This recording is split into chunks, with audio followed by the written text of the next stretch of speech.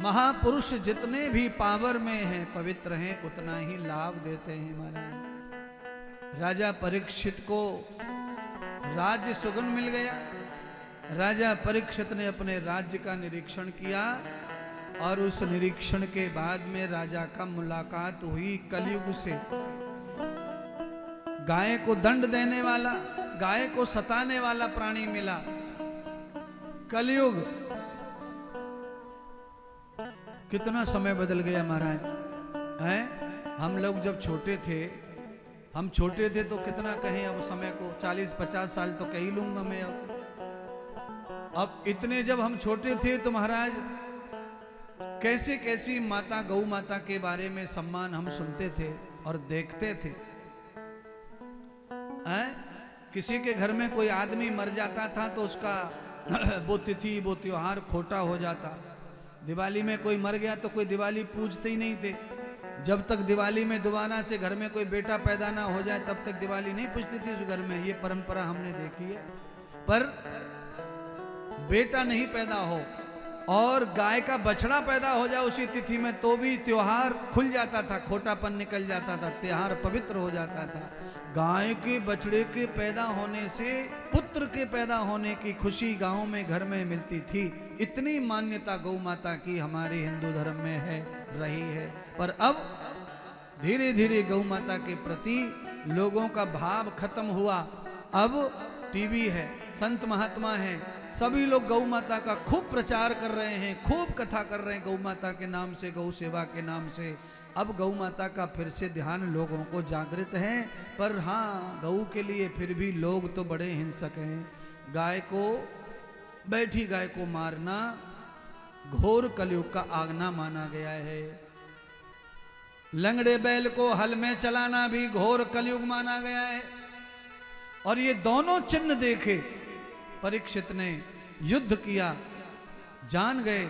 मेरे दादाजी बता के गए कलयुग आएगा तो ऐसा होगा, बैठी गाय में लात पड़ेंगी, दूध के लिए डंडे पड़ेंगे, गाय को मारा जाएगा दूध के लिए, ऐसी नौबत आएगी कलयुग में।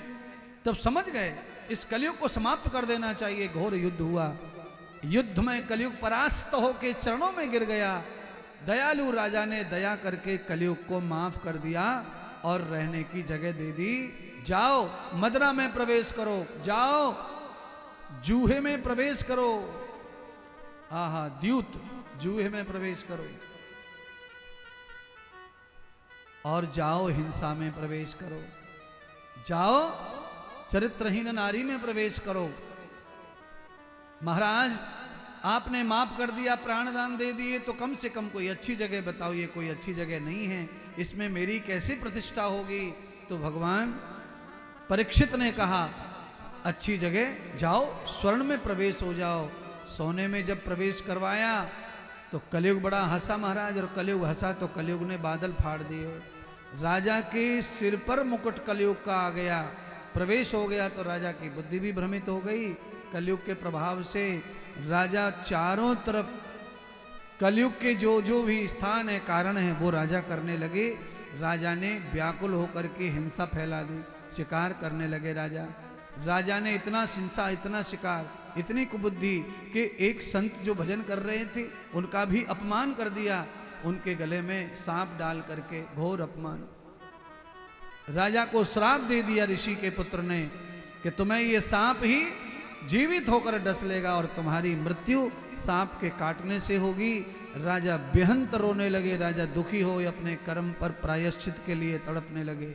तब राजा को संतों ने, महंतों ने मार्ग बताया कि इस श्राप से मुक्त होने का मार्ग अगर कहीं है तो वो केवल संत चरणों में है। जाओ संतों के चरणों में जाकर, गुरु चरणों में जाकर ही तुम्हें श्राप से मुक्ति मिलेगी। तब राजा परीक्षित अपनी सारी संपत्ति का त्याग करके गंगा के तट पर श्री सुखदेव जी के चरणों में गए। वहाँ गुरु के चरणों में जाकर के अनुग्रह लेकर अपने पाप की कथा सुनाई। तब राजा परीक्षित को सुखदेव जी ने हृदय से लगाया, कहा राजन तुमने पाप तो घनौना किया है, पर इस पाप से मुक्त करने का मार्ग भागवत कथा है, कृष्ण कथा है। आइए अब भगवान परीक्षित श्री सुखदेव जी का पावन मिलन हुआ।